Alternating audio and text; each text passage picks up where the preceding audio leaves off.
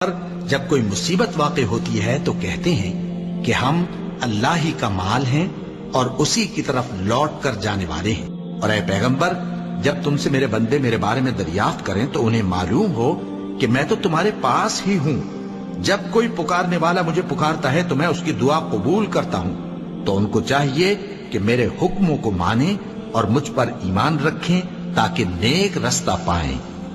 اس وقت تم میں سے دو جماعتوں نے جی چھوڑ دینا چاہا، مگر اللہ ان کا مددگار تھا، اور مومنوں کو تو اللہ ہی پر بھروسہ کرنا چاہیے۔ اور اس مدد کو تو اللہ نے تمہارے لیے ذریعہ بشارت بنایا، یعنی اس لیے کہ تمہارے دلوں کو اس سے اطمینان حاصل ہو، ورنہ مدد تو اللہ ہی کی طرف سے ہوتی ہے جو غالب ہے، حکمت والا ہے۔ اور بددل نہ ہونا اور نہ غم کرنا، اگر تم سچے مومن ہو تو تم ہی غالب رہو گے۔ یہ تمہارے مددگار نہیں